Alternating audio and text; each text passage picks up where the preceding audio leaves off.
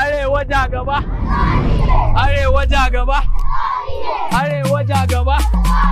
Ban ji ba dai na ce. Kai ku faɗa musu.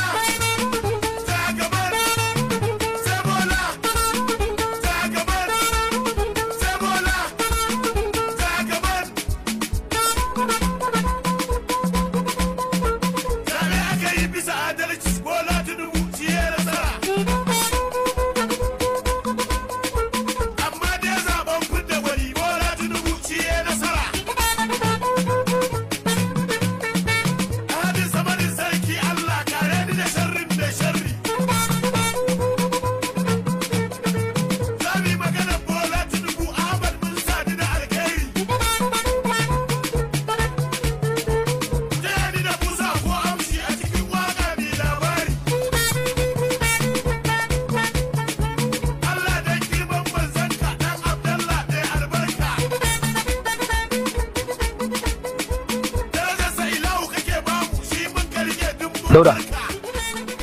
Ha. Lafiya ka zabga wannan uban tagumi haka? Siyasa ta gabato.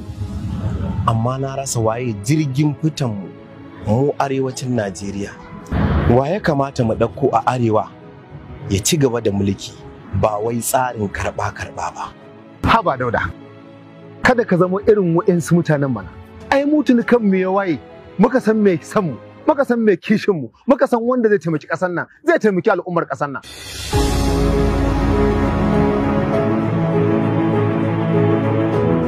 Bari in gaya maka, shi ne mutumin da lokacin da yake da jam'iyyar AC ya ɗauko ɗan arewa a jamhuriya ta 4 ya ba shi takarar shugaban ƙasa a cikin wannan jam'iyyar saboda sansa da 'yan arewa. Cikin jam'iyyarsa ta AC ya ɗauko ɗan arewa ya ba shi takarar shugaban ƙasa a wannan lokacin domin kishinsa da wannan ƙasar lokacin da yake gwamna a jihar Legas ya ɗauko Ibo ya ɗauko Yoruba ya ɗauko Hausawa ya sa su a cikin ƙunshin gwamnatinsa ya musu advisors har ma da kwamishinoni. Dauda shi ne a wannan jamhuriyar da muke ciki ya ɗauko managarcin mutum a yankin nan namu na arewa wanda talakawan arewa da al'ummar arewa suka yarda da nagartarsa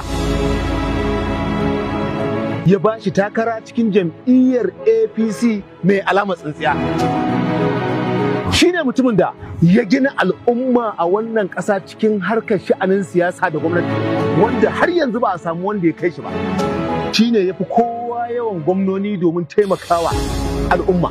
Shi ne mutumin da ya ba da gudunmawa a cikin wannan kunshin gwamnatin wanda babu wanda ya ba da ita.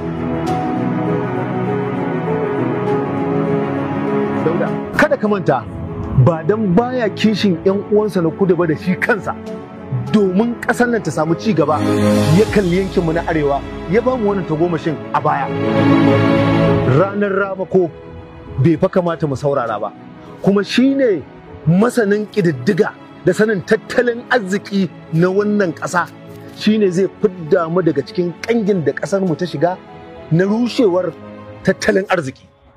Ba fa kowa bane ba Dauda illa jagaba Ahmad Bola Tinubu. In dai haka ne sai jagaban da zai fitar da Najeriya mu je gaba. Masha Allah, arewa jagaba alƙawari ne. Arewa ja gaba.